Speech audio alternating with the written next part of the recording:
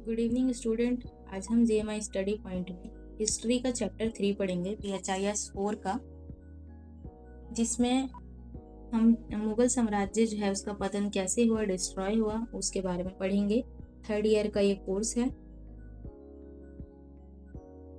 इससे पहले short notes के थ्रू मुगल साम्राज्य का किस तरह पतन हुआ ये मैं पढ़ा चुकी हूँ आपको, और इसका जो फ्लो चार्ट है वो भी मैंने अलग से एक बताया है वीडियो में कि फ्लो चार्ट किस तरह का है औरंगजेब की डेथ के बाद का।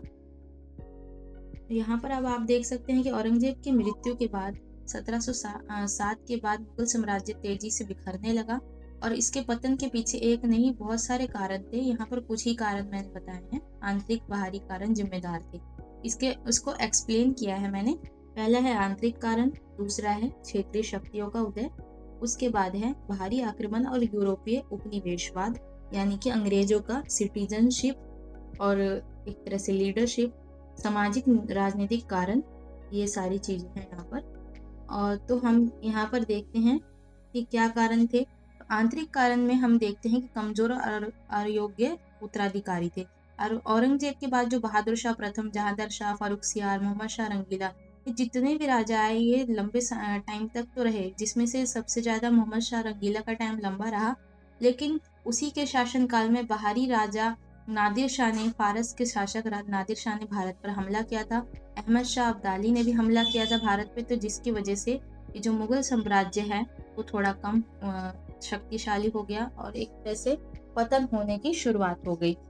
विलासिता भी लिप्त रहे और प्रशासन की उपेक्षा की। इन्हें शाहे बेखबर और लंपट मूर्ख तक कहा गया, यानी कि ये मूर्ख राजा कहलाए। उत्तराधिकारी के युद्ध हुए। अब ऑब्वियसली जब इतने शक्तिशाली शासक का जब देहांत हो जाता है तो उसके जो उत्तराधिकारी है, कौन सही राजा बैठेगा गद्दी पे, इसको लेके परिवार में उत्तराधिकारी की लड़ाई होने लगी। सहदायिक उत्तराधिकार की नीति थी, जिसमें राजा के बेटे राज्य को बांट लेंगे। लेकिन औरंगजेब के बेटे और पोते लगातार गृह युद्ध करने लगे, और जिससे साम्राज्य जो है बहुत ज्यादा कमजोर हो गया। शाहजहां और औरंगजेब ने खुद सत्ता के लिए भाइयों का कत्ल किया था। तो जागीरदार, और उसके बाद जागीरदार संकट और अभिजात वर्ग की निष्ठा, यहाँ पर ये पॉइंट भी आता है कि पहला तो कमजोर और उत्तराधिकारी थे, अयोग्य उत्तराधिकारी।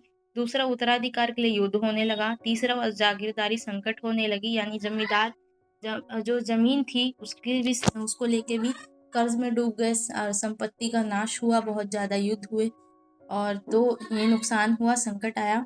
अभिजात वर्ग की निष्ठा हुई। मजबूत केंद्रीय नेतृत्व के अभाव में, यानी मजबूत नहीं था केंद्रीय जो लीडरशिप थी, अमीर गरीब आपसी बहस छिड़ने लगी जनता में। अमीर गरीब का भेदभाव होने लगा, कंपटीशन सा हो गया।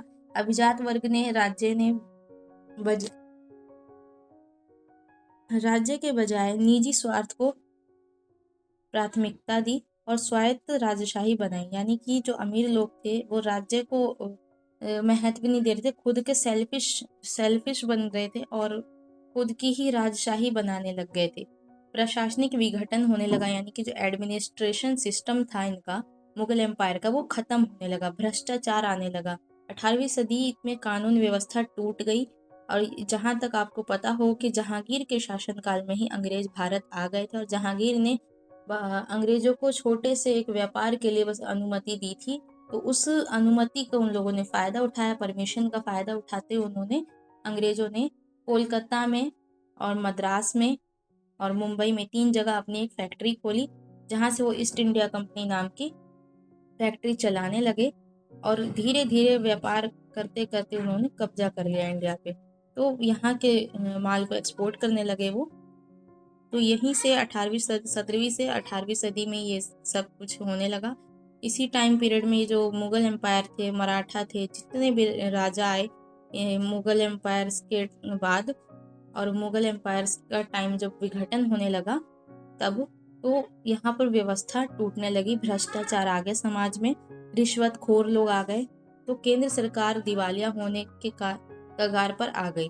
इसके बाद हम देखते हैं आर्थिक संकट भी होने लगा। अब सीधी सी बात है, जब समाज में अमीर गरीब का भेदभाव हो तो पैसों को लेके भी दिक्कत आएगी।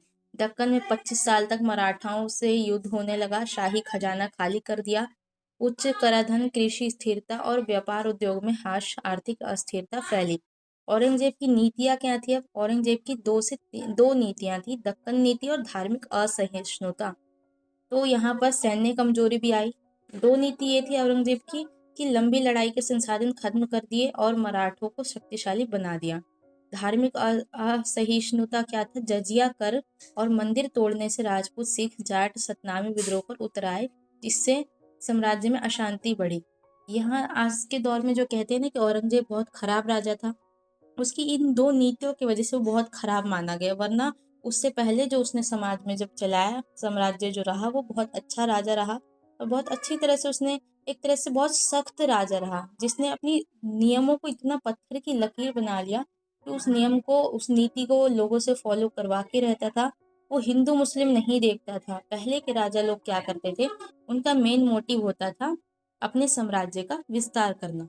वो अपने आप को ऊंचा दिखाना चाहते थे कि जैसे कितने होते हैं ना तानाशाही टाइप, तो तानाशाही पे उतर आया था एक तरह से, सत्ता की लालच में, साम्राज्य को बढ़ाने के लालच में, अपने आप को बहुत ज़्यादा एक तरह से महान दिखाने के चक्कर में।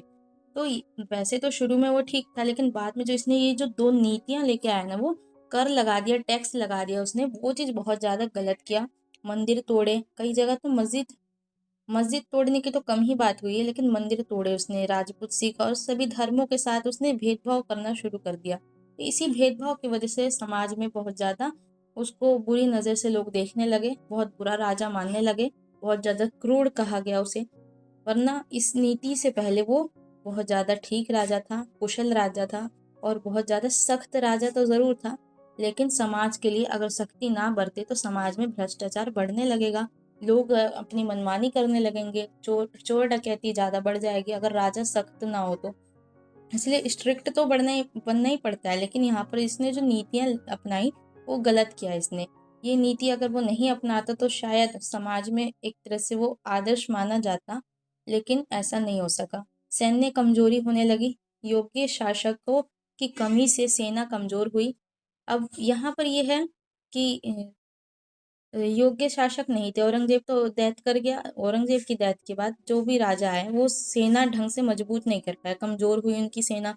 अकबर के बाद कोई भी सैन्य नवाचार नहीं हुआ, यानी अकबर के शासनकाल के बाद किसी भी राजा ने ढंग से अपनी सेना को बनाया ही नहीं और मजबूत ही नहीं किया। तो इस वजह से मुगल साम्राज्य की हाश होने लगा, मतलब पतन की ओर चला गया। क्षेत्रीय शक्तियों का उदय, दूसरा पॉइंट ये होता है मुगल साम्राज्य के पतन का, कि क्षेत्रीय शक्तियों का उदय होने लगा, यानी जमींदारों और क्षेत्रीय समूहों का विद्रोह होने लगा। जाट, सिख, मराठा और शक्तिशाली क्षेत्र उस समूह उभरने लगे। जमींदार केंद्रीय सत्ता के खिलाफ विद्रोह करने लगी। स्वतंत्र राज्य की मांग होने लगी, जैसे हैदराबाद, बंगाल, अवध गवर्नरों ने स्वतंत्र राज्य बनाने की मांग की। मराठाओं के मराठी भाषा बोलने वाले मराठा साम्राज्य के लोग, मराठों ने नई सरकार प्रणाली के तहत खुद को पुनर्गठित किया। खुद के लिए वो अपनी बात रखने लगे समाज में, राजा के पास। बाहरी आक्रमण और यूरोपीय उपनिवेशवाद, थर्ड पॉइंट यहाँ पर ये आता है, थर्ड रीजन, कि बाहरी हमले से भी हमारे भारत को बहुत ज़्यादा नुकसान हुआ।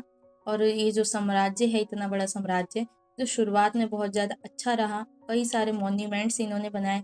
आज जो हमारे इंडिया की जो विरासत हम देखते हैं, वो भले ही जो औरंगजेब है उसके नाम के ऊपर बदनाम किया जाता हो, लेकिन उससे पहले जो भी राजा रहे, चाहे हिंदू राजा रहे चाहे मुस्लिम राजा रहे, बहुत ज़्यादा विरासत हमारे भारत में एक से एक भव्य मंदिर, मस्जिद और भव्य मॉन्यूमेंट्स देखने को मिलते हैं। बहुत ज़्यादा ब्यूटीफुल डिज़ाइंस और इतनी ज़्यादा संपत्ति और खजान होने के बाद भी बाहरी आक्रमण की वजह से हमारे इंडिया का इतना सारा खजाना, मतलब बाहर के देश के लोगों ने लूट लिया। और अंग्रेजों का तो सबसे ज़्यादा हाथ रहा, जो यूरोप से आए। नादिर शाह अहमद शाह अब्दाली के हमले में 1739 में नादिर शाह ने दिल्ली को लूटा, धन की हानि हुई, सैन्य शक्ति कमजोर हो गई। यूरोपीय शक्तियों का आगमन हुआ, जैसे ब्रिटिश और फ्रांसीसी। ब्रिटिश यानी अंग्रेज, और फ्रांस से आए हुए अंग्रेज, जिन्होंने आर्थिक शोषण किया और राजनीतिक हस्तक्षेप किया। प्लासी की लड़ाई हुई 1757 में। बक्सर के युद्ध के बाद, बक्सर का युद्ध 1764 में हुआ था। और प्लासी की लड़ाई जो है वो 1757 में हुई। बक्सर के युद्ध के बाद हुआ ये।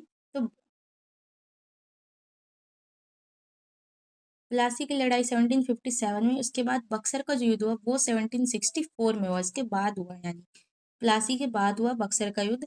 इस युद्ध, बक्सर के युद्ध के बाद मुगल बादशाह जो है वो सिर्फ पेंशन भोगी बन गए, यानी एक तरह से पेंशन पे जी रहे थे।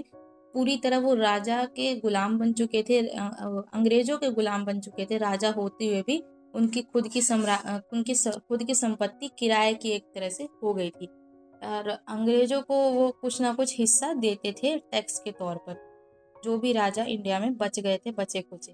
1803 में अंग्रेजों ने दिल्ली पर कब्जा कर लिया। तब कब्जा कर लिया तो ऑब्वियसली यहाँ पर ये बात आती है कि अंग्रेजों का यहाँ पर लीडरशिप चलने लगा, अंग्रेज की गवर्नमेंट बनने लगी।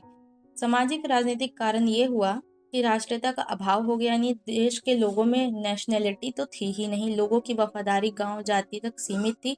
राष्ट्र के लिए प्रेम नहीं था, देश के लिए प्रेम नहीं था लोगों में। सांस्कृतिक एकता राष्ट्रीय पहचान में नहीं बदल सकती थी।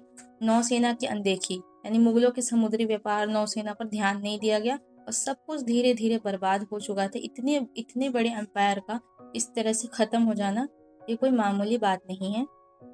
फिर भी उनको आज भी याद रखा जाता है। अकबर का शासनकाल जो रहा, अकबर बहुत अच्छा राजा माना गया अपने टाइम में, क्योंकि आज भी हम जब पढ़ते हैं मुगल एम्पायर के बारे में तो बच्चों को ज़्यादातर अकबर के ही बारे में याद रहता है, बाकी राजाओं के बारे में भले ही कुछ पता हो या ना हो। अब निष्कर्ष ये निकलता है कि इतिहासकार जदुनाथ सरकार के अनुसार नादिर शाह का हमला पतन का कारण नहीं बल्कि सबसे बड़ा लक्षण था। मुगल साम्राज्य पहले से ही कमजोर हो चुका था जब औरंगजेब की डेथ हो गई थी। उसके बाद ये जितने भी राजा है और जो यहाँ पर हमले हुए, वो तो एक नाम मात्र रीजन बन गया कि हाँ इस वजह से शासन का पतन हो रहा है। 1857 के विद्रोह के बाद बहादुर शाह जफर